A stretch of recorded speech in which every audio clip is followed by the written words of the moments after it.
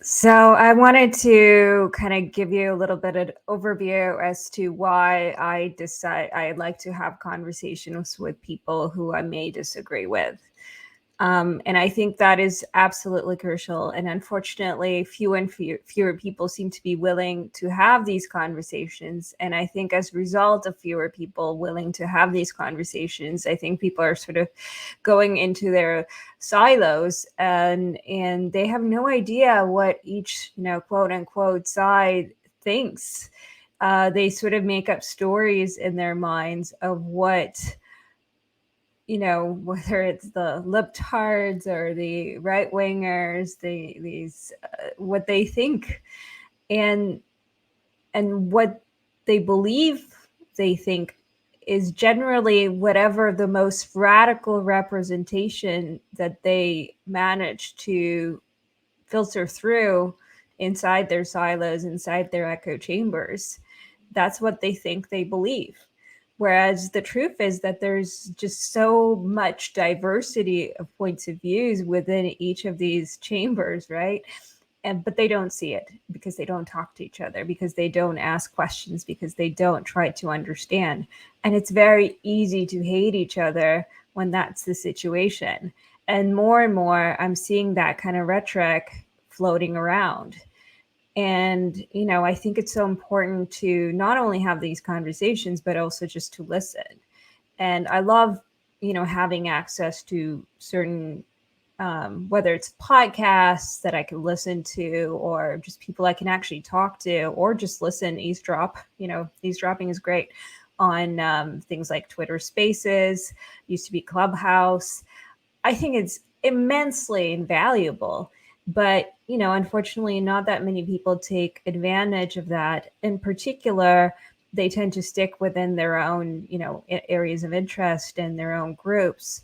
So it's very easy to paint people as whatever they decided that they are.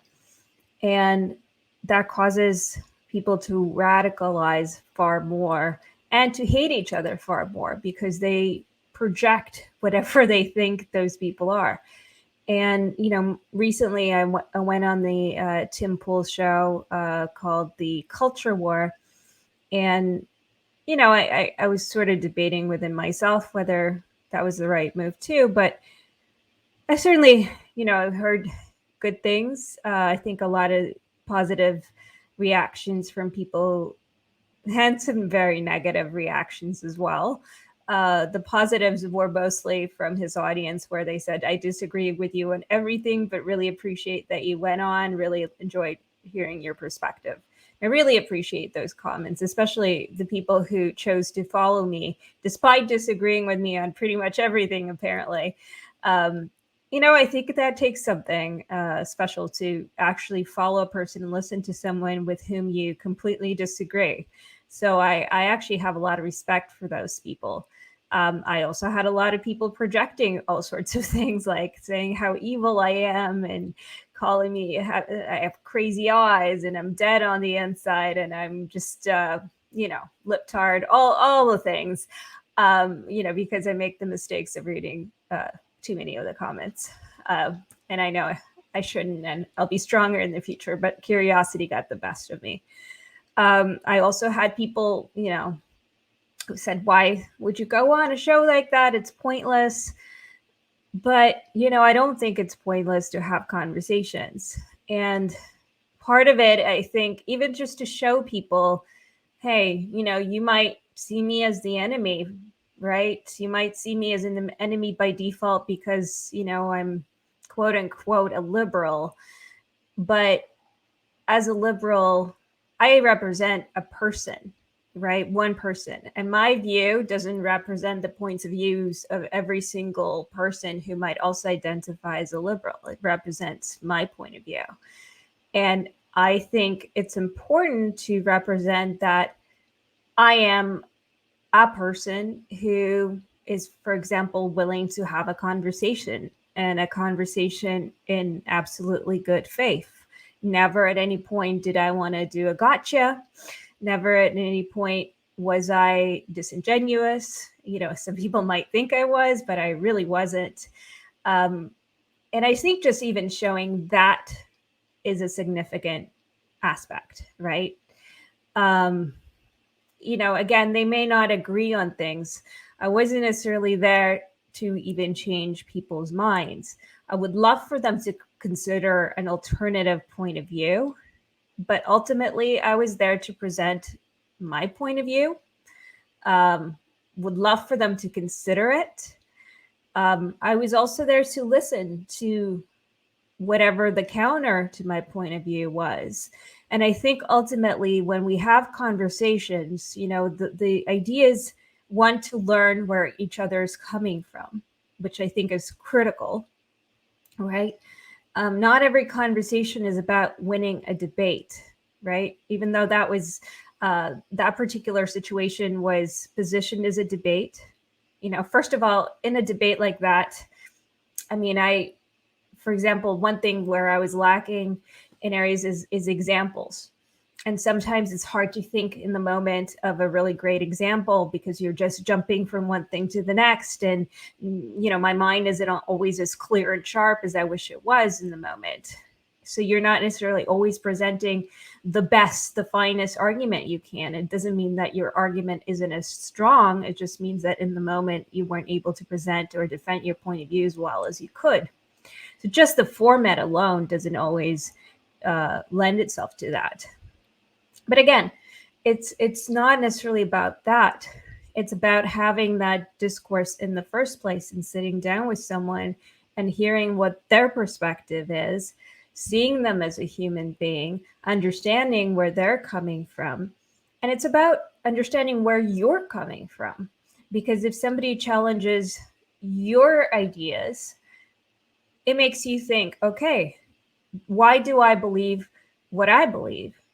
Am I believing it solely based on the fact that I grew up with this because it's emotional, because I heard it enough times? Or do I have some logical basis to my belief? And if somebody presents a strong argument, either I'm going to change my view or I'm going to defend it and therefore have a stronger conviction in my own belief, or maybe I'm going to hone my argument a little bit, or maybe in that moment I'm not able to defend my argument as well, and later on I think of better ways to defend it.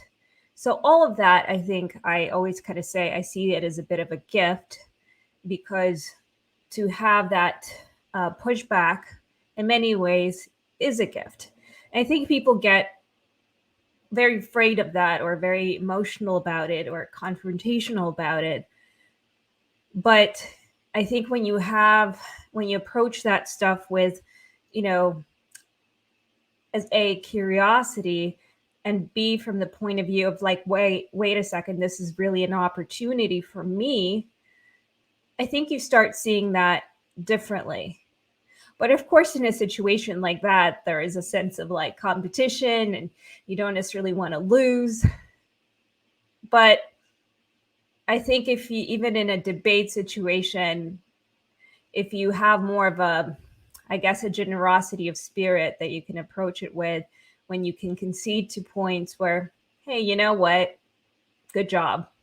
You won that one. I don't have a good comeback right now, at least right now. I think that's important. And again, I think when the conversation stops, when people don't talk to each other, they tend to go in more extreme directions.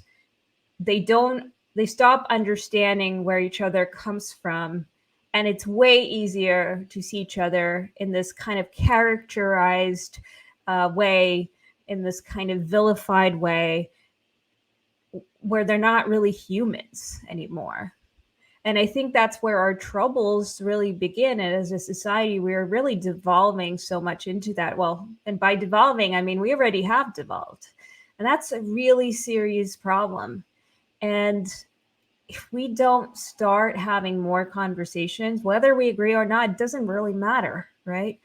What we need to do is be able to be in the same room, have conversations where we disagree, but still like each other at the end of the day, still respect each other. Now, there are things where we may not be able to get past, right? And I think that's more to do with one's principles, one's morals, how we treat each other, how fair we play, how kind we are to other human beings, behaviors. That is something that's a lot more difficult to overcome. Um, but not necessarily our, say, political stances on things. And I think when you start talking to other people and you talk to them in a way where you're like trying to find common ground, when you're respectful, you realize how much more you're actually able to like agree on, where how much more you're able to find compromises on. But there are areas where you're going to find levels of friction as well. And in some cases, if you keep the conversation going, maybe through time people are able to sort of self-reflect and come to better understandings or better sort of moral frameworks and standings where they can treat people better or shift their patterns of behavior, where they operate differently. When they are operating out of a place of emotion, anger, in particular, it's a lot harder to shift. But if you're able to bring them to the table, when they're able to see that you have goodwill towards them, that you don't hate them, that you don't vilify them, that you're not their enemy, you can start working together towards something a bit different. So that's what I aim towards. And that's why I do think these conversations are really valuable. Though I think also how you approach them is really important, and important to be sort of mindful and thoughtful of that. Um, but, as long as we keep talking, hopefully we don't shed blood, right? I think that's sort of the idea. And I think in this, where we are in society right now, we really, really need the conversations. So those are my two pennies, my two thoughts, and let's keep talking.